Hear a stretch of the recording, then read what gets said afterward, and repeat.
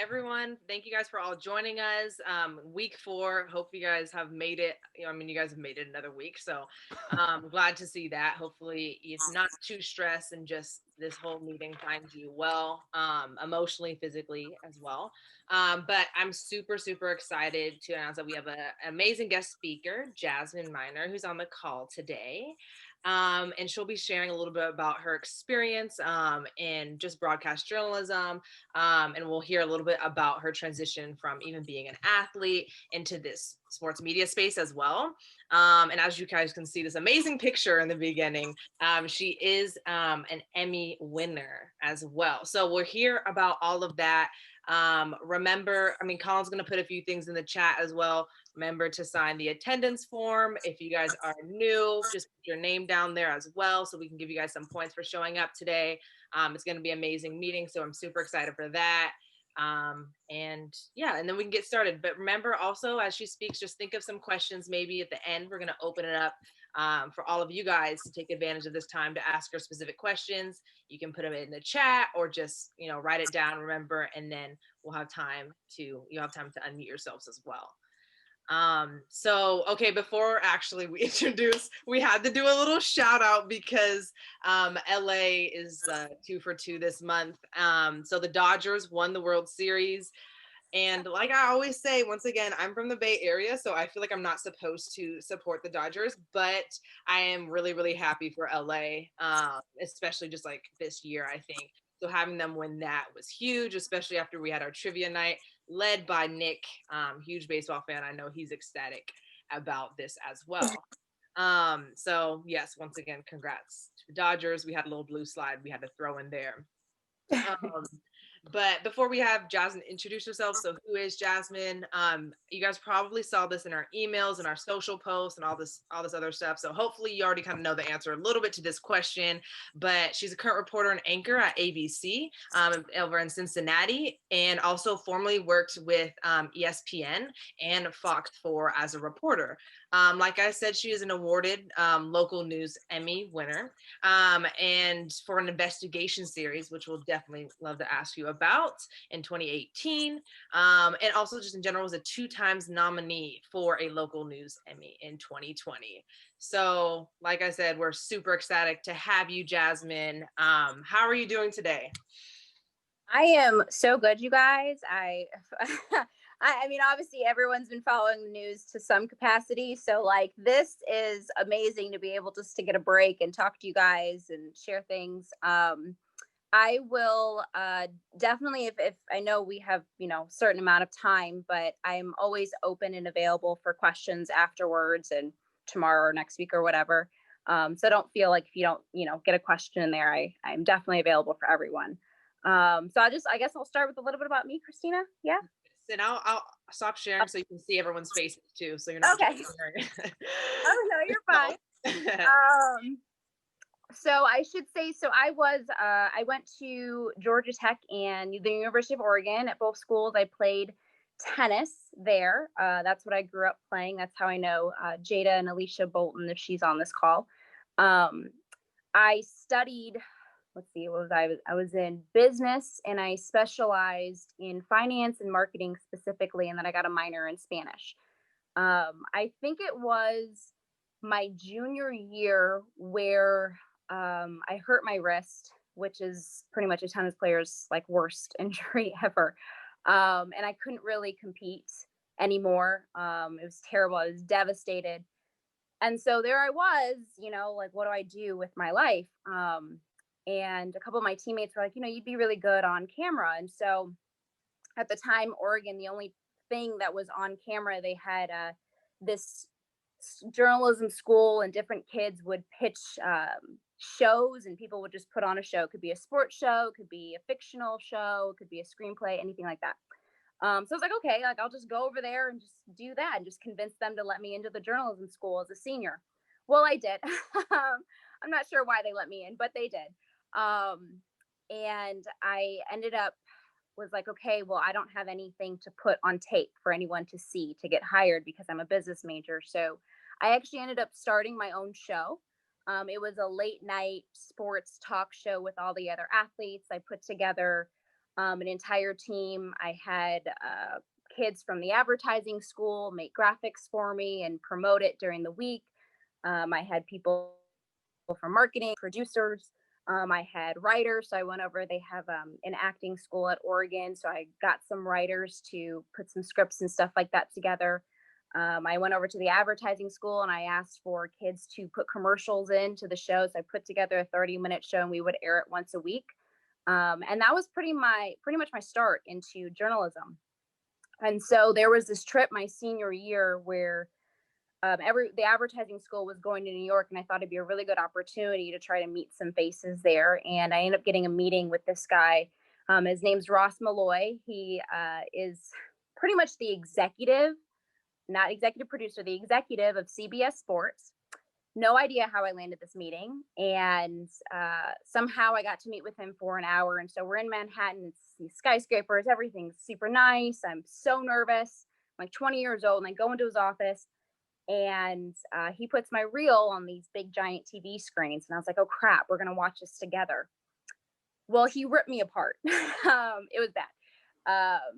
He told me, I don't like your smile. What's going on with your hair? Why can't you talk this way? I don't understand. He's the nicest guy in the world, nicest guy, but he had that New Yorker attitude, right? Where he was pretty blunt. And so I found myself after that meeting just sitting on the Manhattan steps of this skyscraper, just crying, like, what in the world did I just get myself into? I would consider myself a pretty big risk taker and a go-getter. I think that's the best way to describe me. And so after that, I was like, okay, I'm going to go to journalism school. So I went to Northwestern Medill. That's what our journalism school is called. I did grad school there. It's about a 1-year program. I covered the draft. I was at the Super Bowl. I covered the White House. I was in DC for a couple of months. It was right when Barack was leaving and Trump was coming in. So I was there for all of that. That's when I started to get gigs with ESPN, and they took me on as a commentator and a sideline reporter.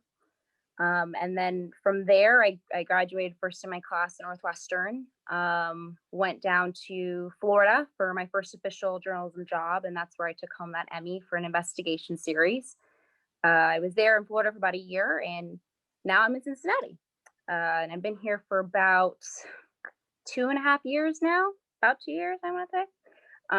So I think my journey has been very all over the place, I want to say. But I think with anything and with all of you guys is that, when you have a dream for something, whatever that is, and you have a passion for something, go after it. I remember I couldn't take the senior journalism classes, right? Because I was a senior and obviously they're not just going to let you into some of the classes. So I downloaded all the editing software. I watched YouTube videos. I taught myself how to edit. I had to have other kids in the journalism school rent out equipment for me. I remember just sitting around and watching hours and hours and hours of reporters over and over again, going on their websites, watching their reels, meeting with everybody from agents to management to professional sports teams who work in the marketing departments, everybody that could possibly give me some kind of insight on what's going to make me successful in this career. And I think that did me a lot of good. I learned that I got to places a lot faster, a lot quicker because I did all that, because I taught myself in that way. And so I think, for you guys, I don't know how old everybody is in this group, but especially if you're junior, senior, and kind of heading into the career, is the biggest piece of advice I can give you is just be a sponge. Be ready to learn, be ready to connect. And it doesn't matter if that person is completely in your field or not, because you'd be so surprised at how everything comes full circle. And so I think putting yourself in those positions and not being afraid of what you don't know, not being afraid of, I've never done this before. I have no clue really what I'm doing. I've never stepped into this field before, but I'm going to watch and I'm going to read and I'm going to research and I'm going to learn and I'm going to ask questions, even if they're dumb questions to other people. Ask them anyways. because that eventually is what's going to put you over the edge. And I remember when I was coming out of Florida and I really wanted to move up to a bigger city. And even though I had the Emmy, I remember a bunch of news directors would be like, well, she only has 1 year of experience under her belt. And most people at that point have about 5 years, maybe more than that. So I was extremely young to be hired. And so there came this stigma of, okay, we're going to give her a shot. She really needs to prove herself. And I think when I walked in day one, I sat with people, I stayed late. I said, hey, how would you tackle this story? Can I watch yours? Can I study yours? I remember I would pull up all the Emmy winners and who won, who was nominated. I watched all of the stories that were submitted. And I just networked. I made sources, I made sure to get out into the community, to put my face out there, to have people get to know me more. And I think that was something that really helped a lot in getting me to where I am today. And I think no matter what you choose, whether it's someone like me who's, on camera or behind the camera or marketing, management, agency, whatever it is, or even being a professional athlete, that attitude is going to do you good, because the one thing that's going to be super different when you come out of college is now you're in this business mindset of a world, right? You're kind of out of this college sports bubble where everyone is rooting for you to be successful, right? All your teammates are supporting you. Your coaches want you to be successful. That when you step out into the world, unfortunately, that's not really the way it works. And so I think getting sort of that kick in the butt from Ross years ago in New York and pretty much being told that I suck did me some good. And every year I send him my reel. I left that office, I shook his hand, I sent him a handwritten thank you card for the meeting. And every year he watches my reel and he sees me, and now it's a good connection. And I think when you guys step out into your careers, whatever that is remembering to keep that same passion that you have now, that same kind of motivation, whether you're an athlete or not, right? Because, from what Christina was telling me, this is a group that was formed because there was an opportunity elsewhere at school. So that already tells me that everyone on this call is fully motivated, right? To put in their best foot forward. And so that's pretty much the best advice that I can give so far. But I love questions you can ask. That's pretty much the gist of me. Yeah, I forgot to mention, I have a few like prepared questions that the group actually Please. for me to ask you. But in relation to the story that you kind of drew out, going back to the beginning. So when you're at Oregon, all of a sudden now you're in the journalism school as a senior, after the injury. So you got into this like journalism world, sports media world. What inspired you to stay in it, or what made you like, was there a moment where you're like, this is what I want to do long term? Was there a moment like that? Was there someone that you saw? I know a lot of people on this call are trying to figure out exactly where in sports they might want to work. And they're figuring out it, like, how can I find out that this is what I want to do? I ended up choosing this career because I realized that I cared a lot about people.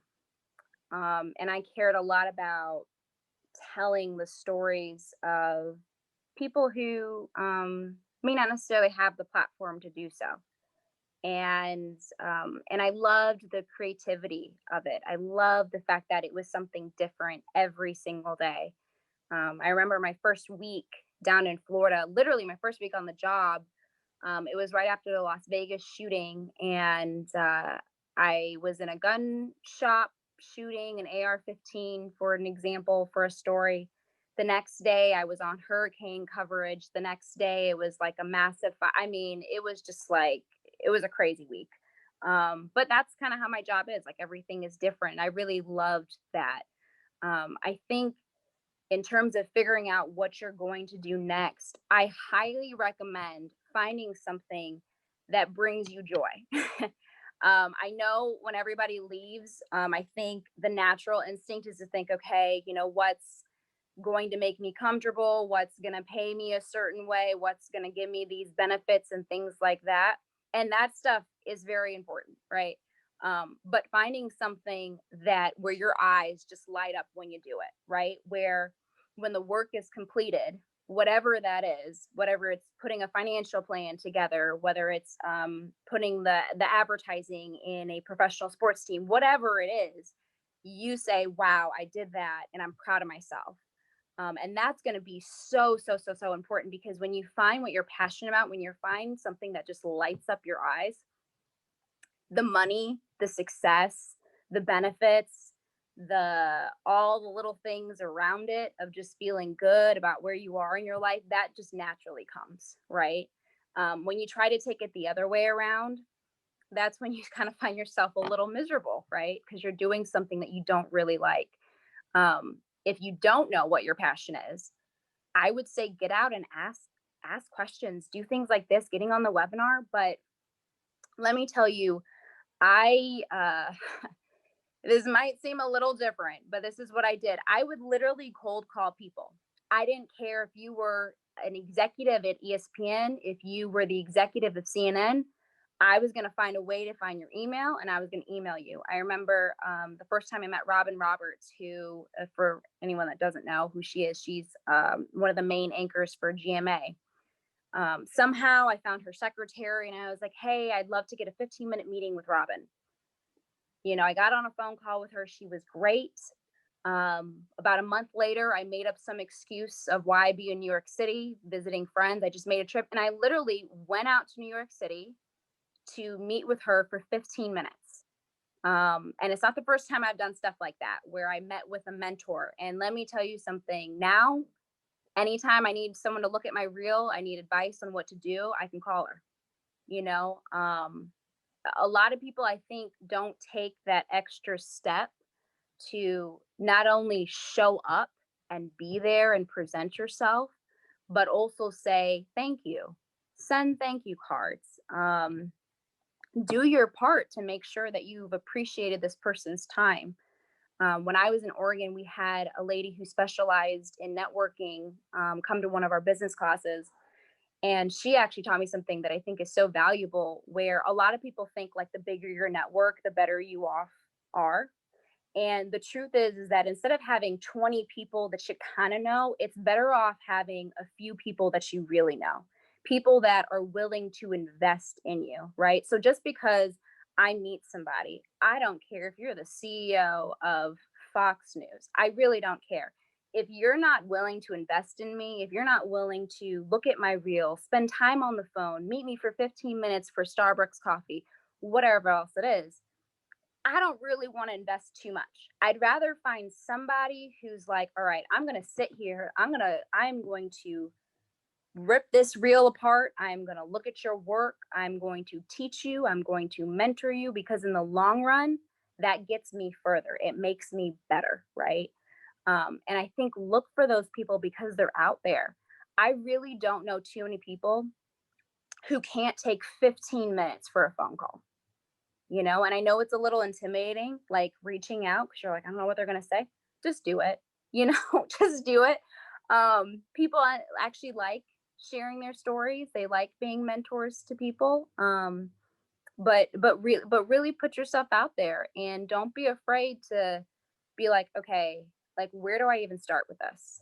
I have no idea what I'm doing. Where do I start? Do some research on that person beforehand, but show up to that meeting and be ready with questions.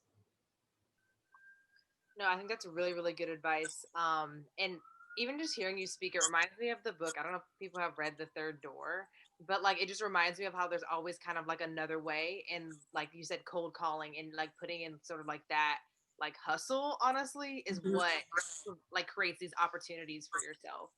Um, so going off of that, I think right now is a huge like transitional period for everyone in 2020. Everyone's trying to learn how to like pivot. And then even like recent grads or upcoming grads are trying to figure it all out. So I want to talk about like life transitions, because I remember my dad always tells me like nothing is constant except change. So when you went through this transition of being a college athlete to then having that injury, what was that like? And then what was the transition like once you graduated? And now are out, you know, in the ominous real world that everyone says. Uh, it was, to put it bluntly, I mean, it was hell. It wasn't a smooth journey for me. It might be easier for other people, but I think in general, it's a tough road. I mean, you're finding out who you are. You've spent 4 years in this very specific bubble, seeing specific people, you know where to go, you know what to ask for. And now you're in this totally different environment that is probably going to change multiple times throughout whatever your industry is. It's very rare when someone finds the right place the first time around and is there for like 10 years. If that happens to you, God bless you and you're happy, like that's awesome. But usually that's not the case. I think with me, the most difficult part was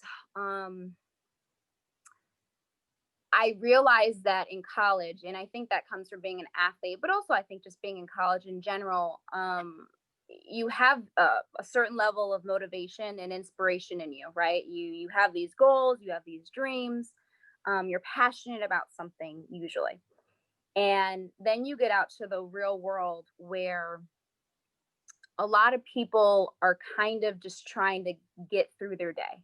They come in, they want to do their 9 to 5, they want to pay their bills, and they want to go home. You're going to find a lot less people who are passionate still further into your adulthood.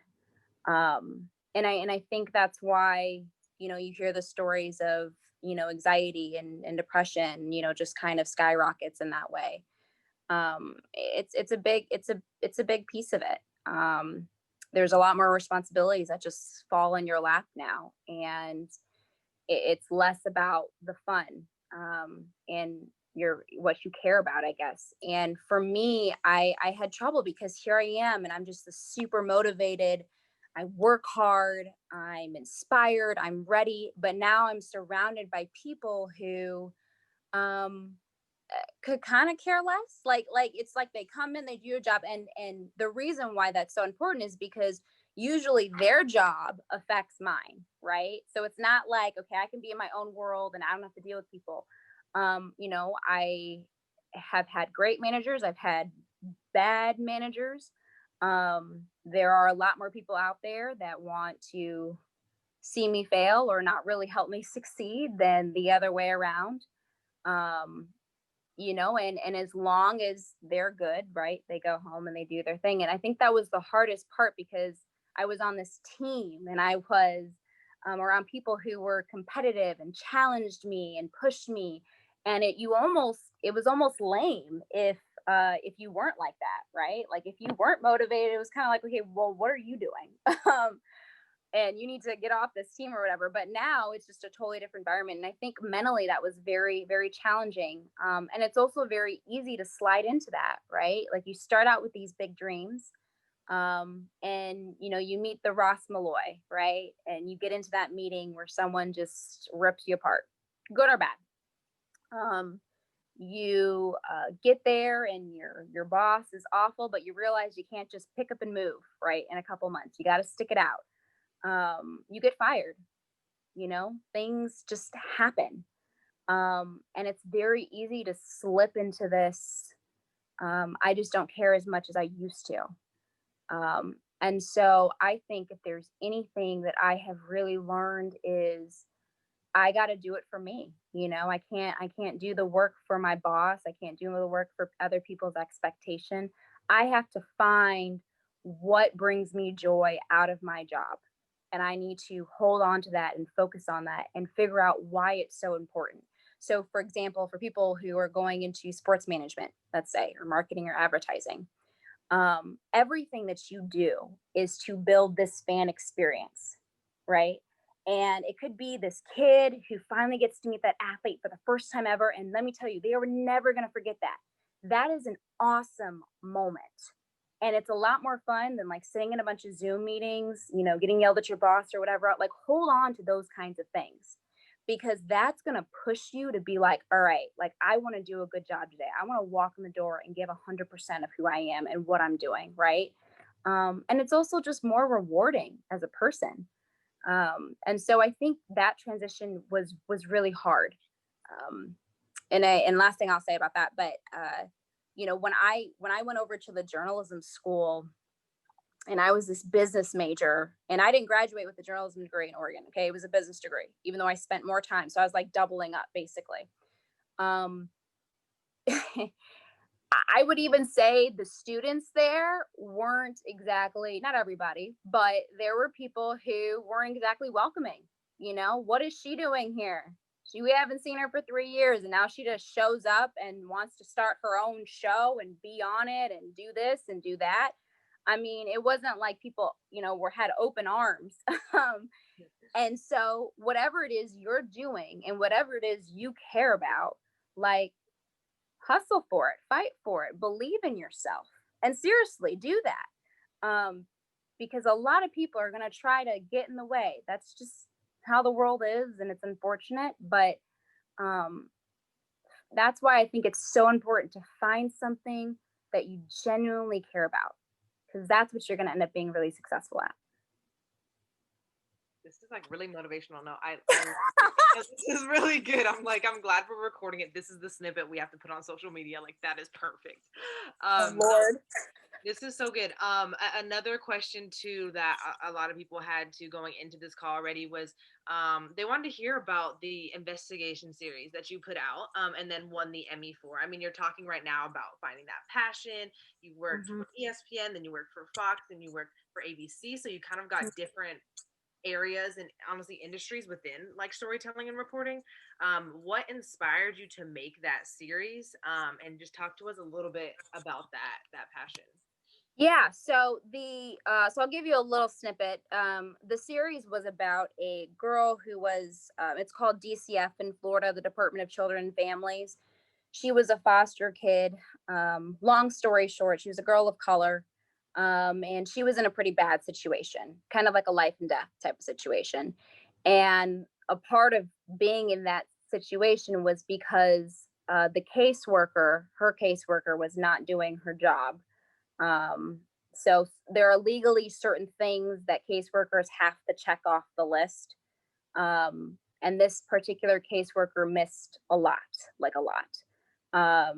Like the girl almost died. I got a call in the middle of the night. She's going to the hospital. It was crazy. So anyways, it was a whole systematic problem that I was looking into, not just for her, but really statewide.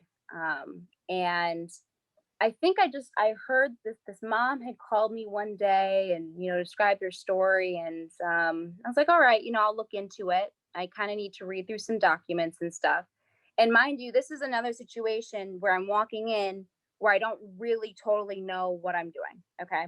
I've never done an investigation before, never put together a series before at this point.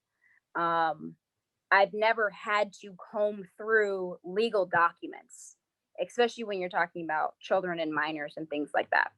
The most I had really done is, sports and, fun stuff. But here I care about this. I care about this story. I care about what's happening. I'm like, this is wrong. What's going on? And by the way, after I did the story, I had a manager sit me down, and he was one of the executives at the station. And he said, I just think that a more advanced, more experienced reporter should have done this story.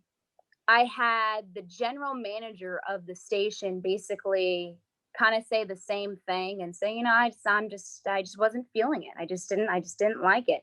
This was like 6 months of work. Okay. So I remember sitting there, it was literally 11:49, and I happened to be like in a hotel on vacation with my parents. And I'm sitting there and I'm like, do I submit this for the Emmys? And it was due at midnight or 11:59, I guess.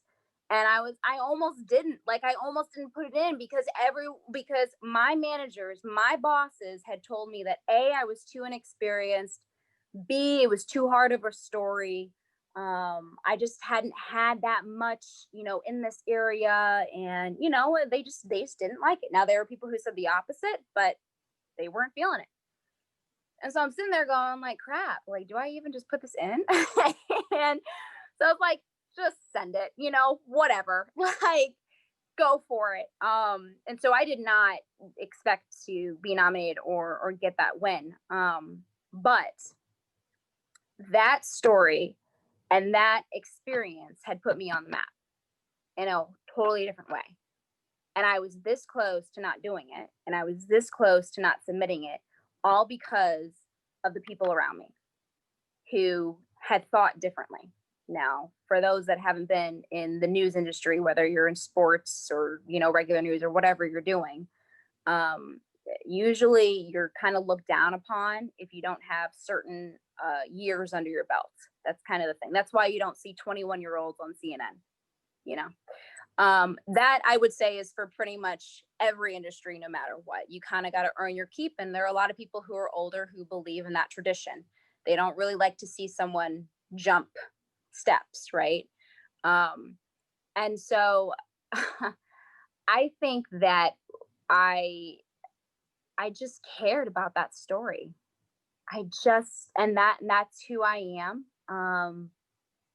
I didn't really understand, so I had to research a lot. I mean, I stayed up all night for months. My phone was next to me 24/7, knowing what's going on with this girl, following her around. There were a bunch of times where I was like, I don't think it's a story anymore. I don't think it's going to work, and there was just so much that went wrong in the process leading up to it. I remember, I think that week, so in that 2-week period, I had clocked, it was like 120 hours because of that story. Like I was editing so much that like my pinky started getting numb, because you're like typing. It was awful. But I think that I cared about what I was doing. And I knew, to me in my heart, that it was important. It was important work that I was doing, right? And that can be said about everything. Like, not everything needs to be so serious in that way, where you're talking about lawyers and, documents and things like that. Sometimes it's just that I like the way people light up when I do great work, and that means something, right? And so I would say all of you at some point are going to experience a bad manager. And all of you at some point are going to experience your own colleague or coworker who sits right next to you in the cubicle or whatever else, who's going to be like, you know what? I just don't think you're good enough, honey.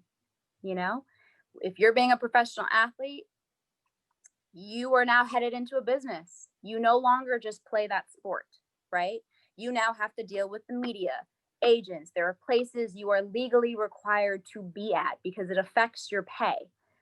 There are fans you need to always smile at. I mean, you are now headed into. So no matter what you're doing, you are going to be surrounded in this world, right, of people that have their own voice and their own opinion of what you are and how good you are and what you should do and things like that.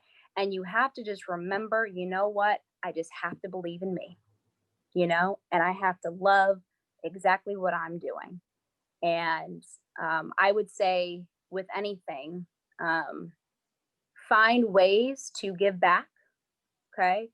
It could be mentoring someone younger than you.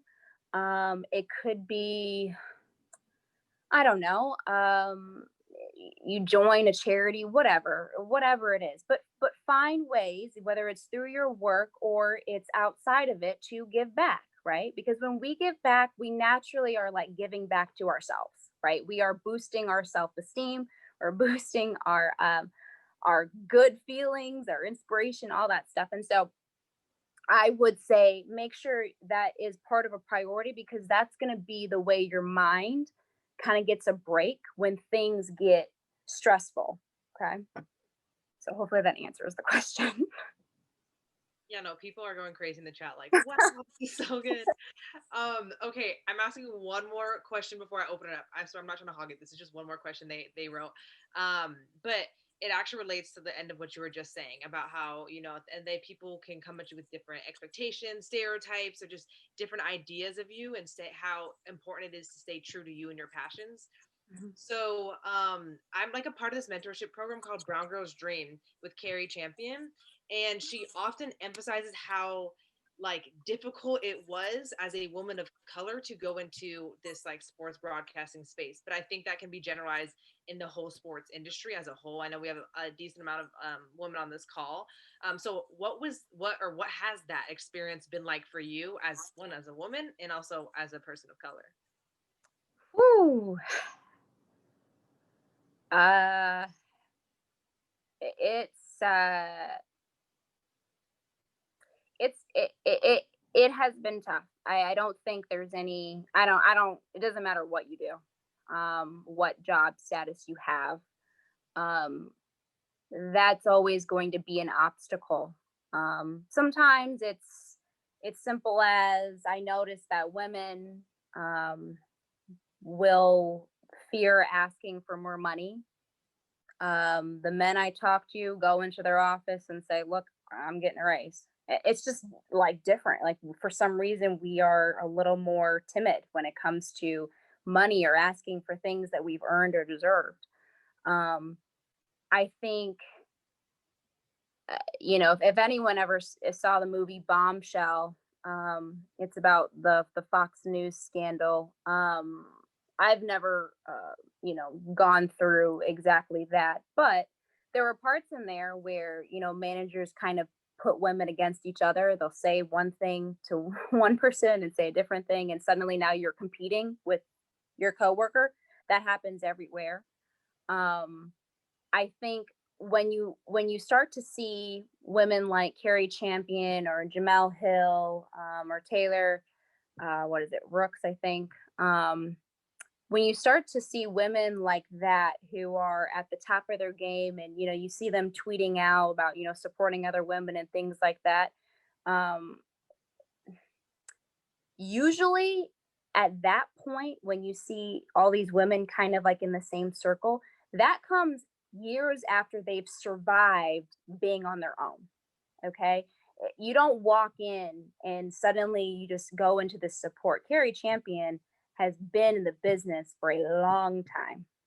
She has had to earn her keeps. And so after earning her keeps and after Jamel Hill earns her keeps, then they kind of connect, and right. And now you're around people who know what it's like to survive, right? They have made it, they've gone through all those obstacles, and they're in a good place. That's usually not how it starts. There's no easy way to success. There's no step you can skip. You can get there really quickly, and you'll find that it's hard to sustain when you get there quickly. So there's no fast lane, if you will. I think for me, um, God, I've had I don't think anyone's called me a racial slur, but I mean there's a situation where um, I was out reporting. It was a shooting or something, and it was kind of a dangerous time. It was super dark out, and I had a man who was threatening me. He called me the N word. He called me a bunch of names. He said, "I'm going to show up to where you are." And when you're a TV news reporter, it's not very hard to find you. You turn on the TV, you know exactly where someone is. And I told my managers, I said, I don't feel safe. I mean, it's black as night here. I don't feel safe. My manager said, you need to stay out there for the next 2 hours and finish your live shots.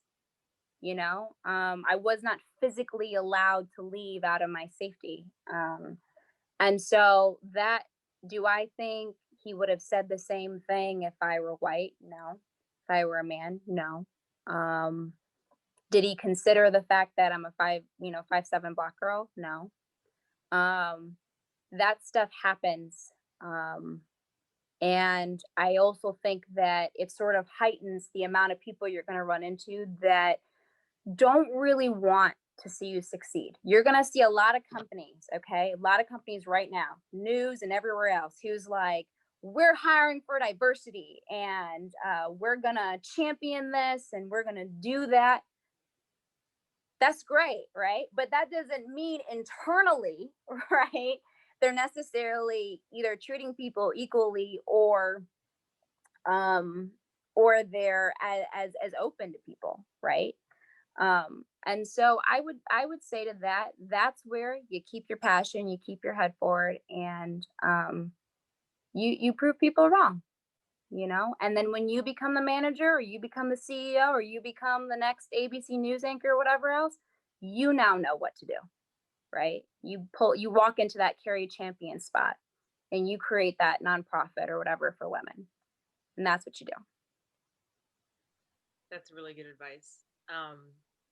So opening up for anyone else that wants to ask questions now, about anything she said or any other questions you already have. I could get us going. So kind of like whenever you're feeling like overwhelmed or unfocused, like what do you do? Like, do you have any questions you ask yourself, or like go for a walk? Like, how do you deal with that? Relax. I definitely take walks. That's a big thing. I've tried to keep up with working out. So if you do work out now, don't stop. That's a big one. Like, just keep that seriously, because you're gonna want to stop. Like, just keep it on the schedule. I would say sometimes I just have to take a step back and go, okay, like, why am I doing this? And who am I doing this for? Right? Like, I've realized that for me, I've had to really lay out, like, what are my boundaries? What are my emotional boundaries? Right? Because I can't give 110% to absolutely everything. So I need to figure out, what is it going to take for me to show up and do my job every day? And then what are those things where, like, I can put way more effort into this because I know that I care about it, versus the other things I'm like, okay, I just got to get it done. So sometimes I have literally wrote down, like, okay, Jazz, like, when you do this, this leads you to, a bad mental state. But when you do this every day, whether it's getting up and eating breakfast at a certain time, whether it's working out, whether it's taking a walk, I realize that one of my worst qualities is that I get so locked into work that I don't eat. So now I set timers for myself. Yes. Because I'm just so busy. And you'll realize that actually is more common than you think, which is sad to say.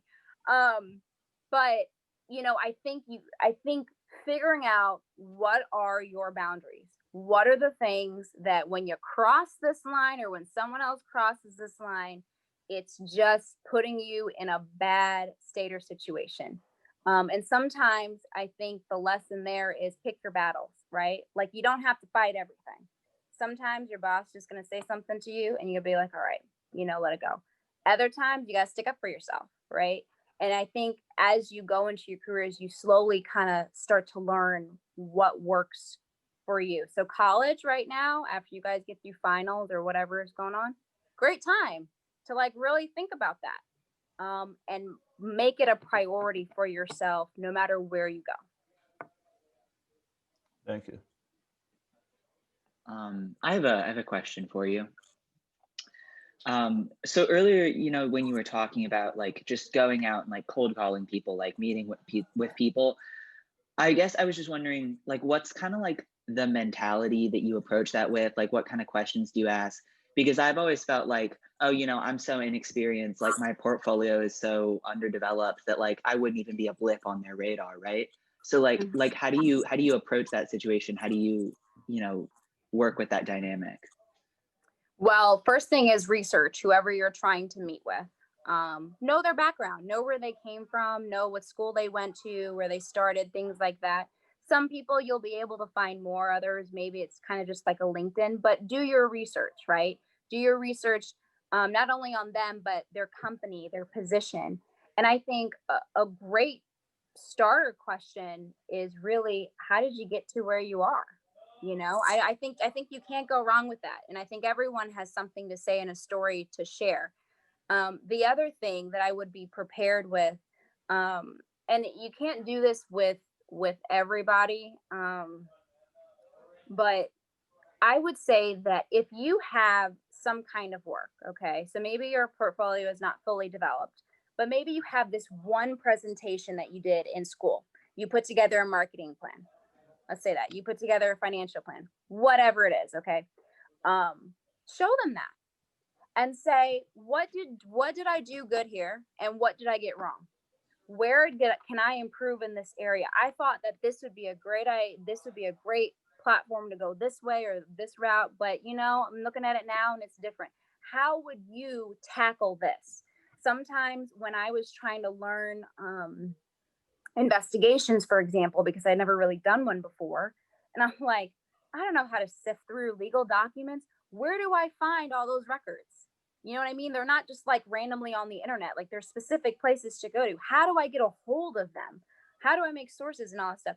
Sometimes I would see a story that was either done or not done. And I would just say, hey, someone who's more experienced than me, a mentor, and I would come in and I say, you know, I don't even know where I would start with this story. How would you tackle it? You know what I mean? And so that way, you're not only learning how you can get better, you're also learning the kind of mindset that is coming from a person in that position, right? And so you're learning how they see it. And that helps you figure out, okay, what do I need to do next? And that's the last question you definitely need to ask and finish off with is, where should I head next? What resources should I go looking for? And I would say that this is for anybody who personally invests in you, okay? Like not people who just kind of give you a 5-minute phone call and go whatever. Someone who literally takes the time to mentor you and sit down with you and all this stuff. Send your thank you card. Always do that. But next is every time that you do another presentation or you put a piece together or a project or whatever, follow up with them, right? Like not every 2 weeks, but once a month. Sure. Say, hey, I did this. What do you think? Right? How would you dissect it? And don't be afraid to show them the bad work. Okay. It doesn't always have to be the A+ project, right? Sometimes you got to show them, you know, I took a shot at this. It didn't go well. How would you make it better? I have shown people my worst stories, like stories where I'm like, I was on a tight deadline. Nothing worked out that day. I didn't even look good on TV, heat, rain, whatever else. I couldn't find anyone to talk to for this, whatever else. And this is what I slapped together. And I'm looking at it and it's like, oh, that just sucks, you know? I've shown them that. And it's kind of hard because you're putting out this vulnerability. And they would have been like, okay, here's what you do. Here's what you do differently this time. Instead of trying to go around and ask people to talk to you, put together a whole resource list, right? So you have on-call people, you have an on-call doctor, you have an on-call lawyer that you can go to as an expert for something, right? Shorten your time, put deadlines throughout the day for yourself, right? It's just things like that. And then I got faster and I got quicker as I went. When I say be a sponge, I literally mean that all the time because you'd be so surprised. People go years and years and they never actually get advice on what they're doing. So something that you would have learned, a piece of advice where you've been like, wow, had I just known that a couple months ago, I could have fixed this on the spot, right? I could have just changed my narrative here instead of spending 3 years doing whatever I was doing. Always ask for feedback, you know, always say, and from anybody, different people with an eye view. That's how you get better. That's how you learn quicker. I hope that helps. Yeah, that's really helpful. Thank you so much. If you don't mind me asking, can you tell us a bit about like what your day-to-day looks like from when you get up to go to sleep? Ooh, okay. So, well, for those that didn't hear, I get up at 2 a.m. Lately, since we're working at home, sometimes I can get up at like 2:30. I literally, I get up, I pretty much go straight to the bathroom, do a full face of makeup on,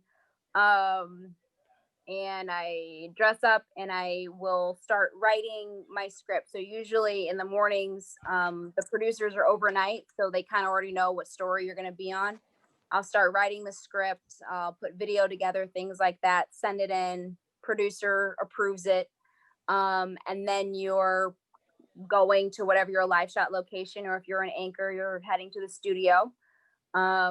Typically there might be some things where you have to do ahead of time, like they call it teases. And it's like coming up at 7, that kind of thing, or social media stuff. And then I'm live by 5. And then I have certain times where I have a live shot. Usually I'm on I think it's like every half hour, and in between I'm usually writing or getting more resources. after I'm being done live, then I'm sort of either looking ahead to the next day or I'm trying to put a story together. So like right now I'm working on a sports documentary that highlights sort of the identity crisis that Black athletes go through with sort of being on a pedestal in one area of their life and experiencing racism when they're out of the arenas or they're not in their jerseys. So I pretty much spend all my time doing that and setting up stories and doing it again. I think most of my time is spent really just talking to a lot of people, like figuring out what's important, researching, having a heavy weight of knowledge. And this is why I say find people to network and find people that are even outside of your industry, because someone like me who know I'm not in sports management, I talk to all of those people.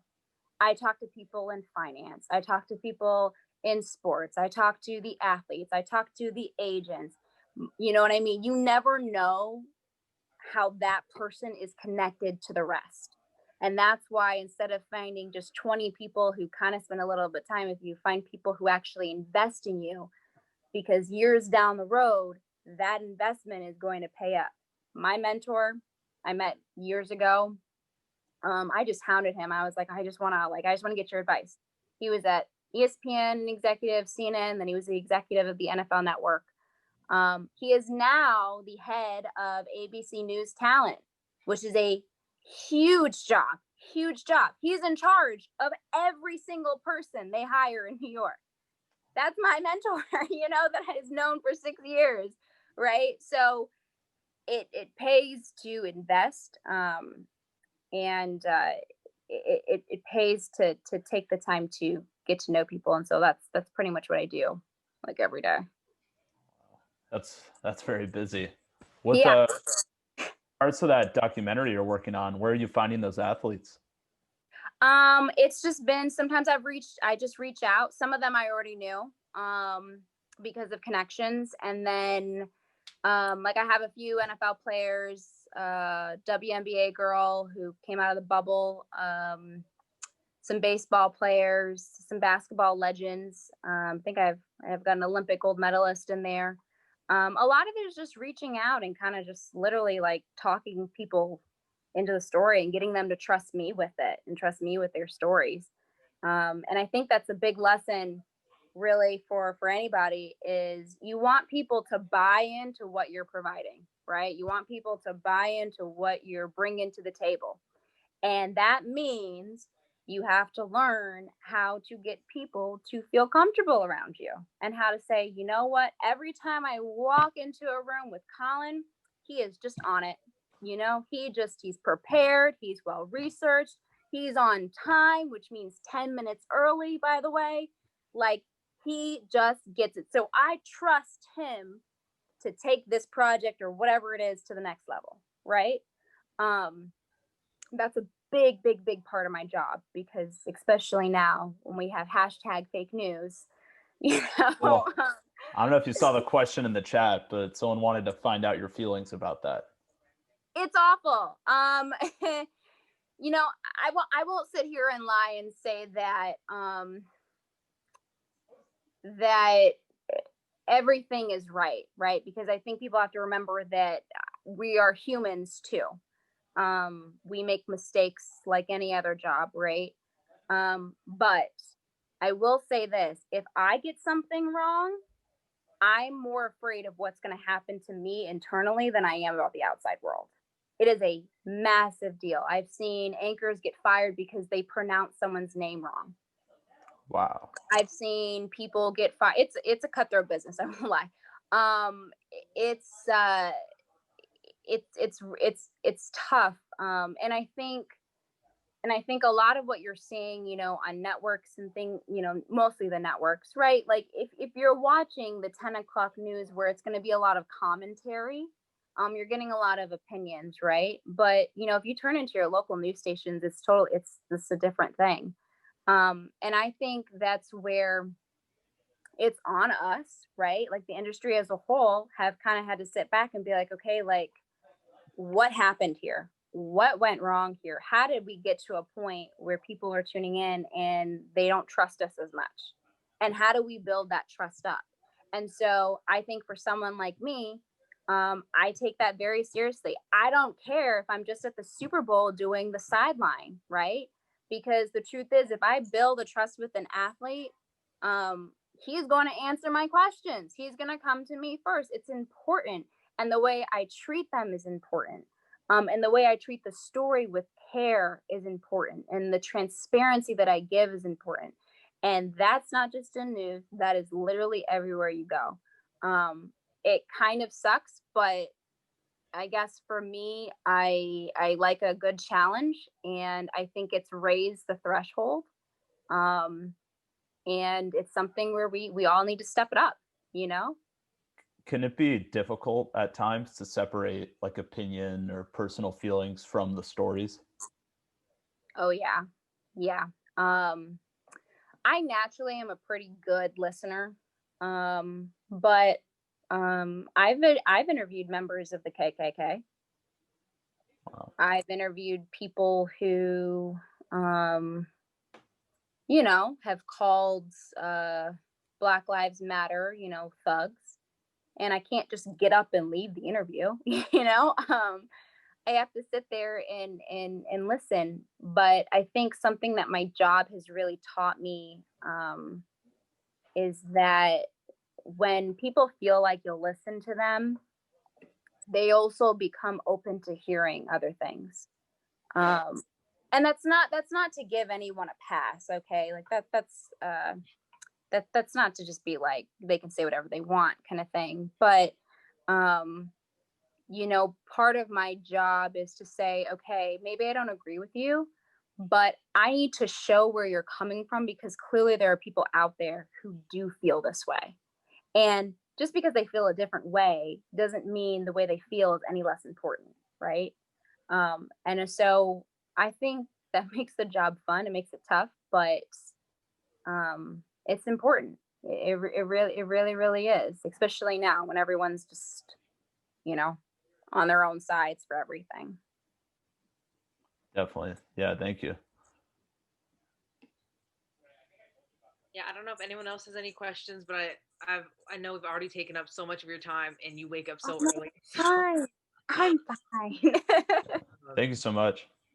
Yeah, this has been really, really good. If anyone does have any questions, you can either unmute as well or put it in the chat. I know a few people had to go around 7, but I know a lot of people are really, really grateful for everything that you shared and the time that you gave us.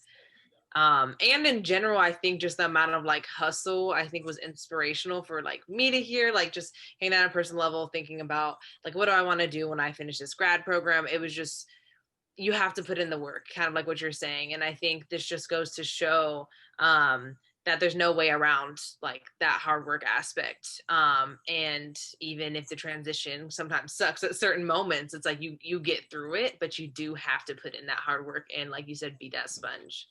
Yeah. Yeah, I know our social team was really excited as you were saying that. Well, I'll leave you guys with this. Give yourselves grace in this time, okay? Seriously, you do not have to have it right. You do not have to have the perfect plan. Don't beat yourselves up. Just go for it. Try different things. Talk to different people. You got a passion, go for it. It might change as you go along, right? Mine went all over the place, and somehow it just, you know, it will always work out. But give yourselves grace, believe in yourselves. You are necessary in the world. Your work that is meant for you is necessary no matter what you're doing or where you're going. And when you do, which I know all of you guys are going to be super successful, because who comes out of UCLA and is not really? But it will be your turn to jump on these things and show up, right? Show up for the people that are younger than you. It will be super busy with the election next week. But I'm more than happy to share my email or my number. I have my phone on me literally 24/7. I get back to everyone. I never forget. I'm totally okay if somehow I miss it and you follow up. please do. Like I do this a lot, so it means something to me to invest in. If I do not have the answer, I will fight like hell to find you someone that I think will be a really good person to talk to. So I say that all with love, and I'm more than happy if anyone has more questions and stuff like that to answer them. Thank you. Yeah, and that's so rare. I feel like, I mean, people, just how generous you are, and I think all of us can learn so much from that. So I know a lot of people appreciate that. And also, last thing I'm going to shout out to, because we have like a last slide, or last 3 slides, the last one that has you in it as well, because we want to shout out your, not only your portfolio but your socials as well. Quick shout out for all the members who are still on the call. Before that is we have our Greg. I don't know. I don't want to mess up his name, but I feel like Nick can say it better. Nick, can you say his last name if you're on? No, I cannot. Okay, we're having Greg from the Dodgers next week. We'll just say that. Greg from the Dodgers. This is the wrong date. It's actually the 5th. Nick put that in the chat. So that's exciting, especially after their win. Reminder, if you didn't fill out that attendance form as well, we always do this shout out. But once again, thank you, Jasmine, for just spending all this time with us and coming from a place of, I think, honesty. Was super just transparent, being able to pick up on that honesty, passion. I think a lot of people picked up on that, and just a lot of like actionable steps, the club members can take with us as we move forward, with networking, with navigating the space in the sports industry and figuring all of that out. So it was definitely an amazing meeting. We're so appreciative. Colin will probably put all your information in the Yes. chat. Here's some. Awesome. Well, thank you so much, y'all. I really, really do appreciate having me on. I'm still learning myself, and there were a lot of people, including Carrie Champion, who have helped me along the way when they didn't have to. And so I'm happy to give back in any kind of way. Please let me know if you need anything at all. I'm available. So thanks, guys. I really appreciate it. Thank you so much. You.